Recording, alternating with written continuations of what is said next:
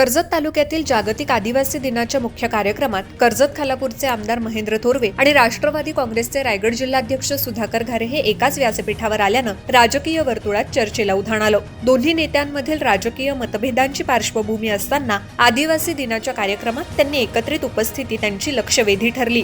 कशेळे येथे झालेल्या मुख्य सोहळ्यात दोन्ही नेते उपस्थित होते। कार्यक्रमातील भाषणादरम्यान सुधाकर घारे यांनी आपल्या भाषणात आमदार महेंद्र थोरवे यांचा नामोल्लेख केला, मात्र आमदार थोरवे यांनी आपल्या भाषणात सुधाकर घारे यांचा नामोल्लेख टाळल्यानं उपस्थितांमध्ये त्याची चर्चा रंगली।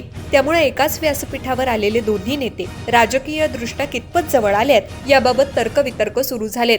विशेष म्हणजे कार्यक्रमात आमदार थोरवे यांनी कशेळे येथील आदिवासी भवन पुढील वर्षी 9 ऑगस्ट पूर्वी खुलं करण्यात येईल आणि याच दिवशी त्याचं दिमाखात उद्घाटन होईल अशी घोषणा केली। आदिवासी समाजासाठी हे भवन उपयुक्त ठरेल असा विश्वास त्यांनी व्यक्त केलाय। कार्यक्रमादरम्यान काही काळ आमदार थोरवे यांनी आदिवासी समाजाच्या सांस्कृतिक कार्यक्रमात सहभागी होत ढोल ताशा आणि डीजेच्या तालावर नृत्य केलं। त्यावेळी सुधाकर घारे व्यासपीठावरून खाली उतरले होते। प्रमुख मान्यवर रवाना झाल्यानंतरही आदिवासी बांधवांनी पारंपरिक नृत्य आणि सांस्कृतिक कार्यक्रम सादर केला। दरम्यान जागतिक आदिवासी दिनानिमित्त नेरळपासून कर्जत मार्गे कशेळेपर्यंत भव्य रॅली काढण्यात आली। हुतात्मा स्मारकांना आणि छत्रपती शिवाजी महाराज तसंच डॉक्टर बाबासाहेब आंबेडकर यांच्या पुतळ्यांना अभिवादन करून रॅली कशेळेकडे रवाना झाली। पारंपरिक नृत्य, ढोलताशांच्या गजर आणि आदिवासी वेशभूषेमुळे रॅलीला विशेष रंगत आली।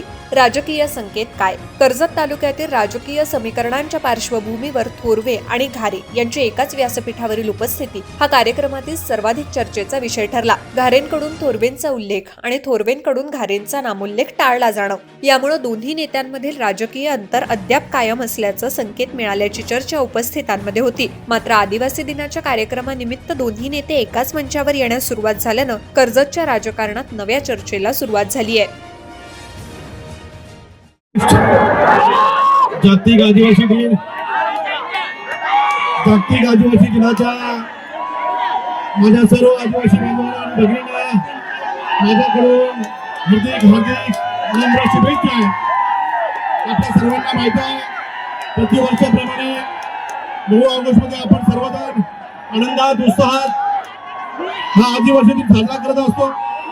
मी कर्जत तालुक्यामध्ये अनेक वर्ष पाहत आलेलो आहे। कर्जत तालुक्यामधील माझे आदिवासी बंधू भगिनी असतील, या दिवशी आपलं सर्व राजकारण बाजूला ठेवून सर्व एकजुटीने आपला हा सण साजरा करतायत। आपल्या सर्वांना माहिती आहे की आदिवासी म्हटलं की या भारतामध्ये आधी कुठला समाज आला असेल तर तो आदिवासी समाज आला आहे, हे सुद्धा आपल्या सर्वांना। आणि आदिवासी समाजाने आपल्या देशामधलं जल, जंगल आणि जमीन जपण्याचं आणि ती संस्कृती जपण्याचं काम कोणी केलं असेल तर माझ्या या आदिवासी बंधू भगिनीने केलेलं आहे। हे सुद्धा मी आपल्याला जास्त काही बोलणार नाही। आपण सर्व आनंदात उत्साहात आहात। आपल्याला सर्वांना शुभेच्छा देण्यासाठी व्यासपीठावर आपल्या मतदारसंघाचे आमदार महेंद्र थोरवे, त्याचप्रमाणे तालुक्याचे आदिवासी संघटनेचे अध्यक्ष कांताजी आबले साहेब असतील, जिल्ह्याचे अध्यक्ष माळुजी निर्गुणा असतील, आमचे समाज कल्याण सभापती नारायणजी डालसे असतील, सर्व प्रमुख पदाधिकारी असतील, सर्व पक्षाचे सर्वच प्रमुख कार्यकर्ते असतील, त्यांच्या सर्वांच्या वतीने आपल्याला मी मनपूर्वक शुभेच्छा देतो। परंतु आदिवासी बांधवांच्या पाठी मी कायम सांगतो की आजही तुमच्या बरोबर आहे, उद्याही तुमच्या बरोबर आहे, यानंतरही तुम्हाला सर्वांना मनपूर्वक शुभेच्छा देतो आणि सांगतो जय हिंद, जय आदिवासी, जय आदिवासी। आजचा हा तुम्हा सर्वांसाठी, माझ्या आदिवासी बांधवांसाठी आजचा दिवस हा उत्साहाचा दिवस, आनंदाचा दिवस। 9 ऑगस्ट हा जागतिक आदिवासी दिन म्हणून साजरा होत असताना देशभरामध्ये क्रांती दिन म्हणून हा दिवस साजरा होत असतो। आज माझ्या कर्जत तालुक्यातील आदिवासी बांधव खऱ्या अर्थाने 9 ऑगस्टला क्रांती दिनाच्या निमित्ताने आणि आदिवासी दिनाच्या निमित्ताने एकत्र आलेला पाहून ही खऱ्या अर्थाने कर्जत तालुक्याची ताकद आहे, शक्ती आहे, आदिवासी बांधवांनी या ठिकाणी दाखवून दिलेला आहे। आणि म्हणून आज आपण पाहतोय की आदिवासी समाजाची असणारी संघटना आणि या संघटनेच्या माध्यमातून दरवर्षी प्रमाणे या आदिवासी बांधव एकत्रपणे येऊन नेरळ पासून सुरू होणारी ही रॅली ही या कशाळे नाक्यावर या ठिकाणी येत असते आणि या माध्यमातून एक समाज एक संघ आहे हे दाखवण्याचं काम माझा आदिवासी समाज या ठिकाणी एकत्रपणे करत असतो. मित्रांनो, आपल्याला कल्पना आहे की या आदिवासी समाजाने या देशाला स्वातंत्र्य मिळवून देण्यासाठी अनेक क्रांतीवीर जन्माला घातलेले आहेत. बिरसा मुंडा असतील, भगवान बिरसा मुंडा असतील, भांगरे असतील, राघोजी भांगरे असतील, नाग्या कातकरी असतील, त्यांच्यासारखे महिलांसाठी सुद्धा नेतृत्व करणारे आदिवासी महिलांचं नेतृत्व करणाऱ्या आपण राणी दुर्गावतीला पाहिलेला आहे. या आदिवासी महिला भगिनी म्हणून या साऱ्यांनी या समाजासाठी संपूर्ण या भारत देशासाठी फार मोठं योगदान माझ्या आदिवासी समाजाने या ठिकाणी दिलेलं आहे आणि म्हणूनच या मतदारसंघाचा आमदार म्हणून माझी ही दुसरी टर्म आहे आणि या दुसऱ्या टर्म मध्ये माझा आदिवासी समाज या कर्जत तालुक्यामध्ये मोठ्या प्रमाणात आदिवासी समाज या ठिकाणी राहत असल्यामुळे कर्जतच्या या कशेळीच्या नाक्यावरच या ठिकाणी आदिवासी भवन आपण या ठिकाणी उभारलेला आहे.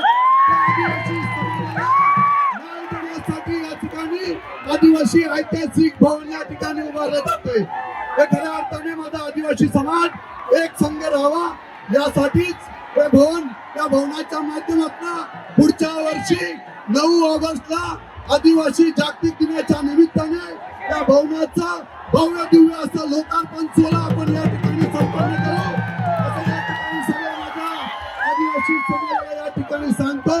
आज पुन्हा एकदा सगळ्यांना आदिवासी दिनाच्या मनपूर्वक शुभेच्छा देतो. या ठिकाणी माझ्या आदिवासी बांधवांनी एक प्रश्न या ठिकाणी उपस्थित केलेला आहे की कर्जत तालुक्यामध्ये जे जे प्रोजेक्ट या ठिकाणी आलेले आहेत, कुठे टाटा असेल, टोरंटो असेल, या सगळ्या प्रोजेक्ट मध्ये माझ्या आदिवासी बांधवांचा जोपर्यंत एकमुखाने निर्णय घेत नाही तोपर्यंत कोणत्याही प्रोजेक्टला या ठिकाणी परवानगी दिली जाणार नाही. मी आदिवासी बांधवांचा या निमित्ताने आपल्याला सांगतो. पुन्हा एकदा सगळ्यांना आजच्या आदिवासी दिनाच्या मनपूर्वक शुभेच्छा देतो आणि या ठिकाणी थांबतो. जय हिंद, जय आदिवासी.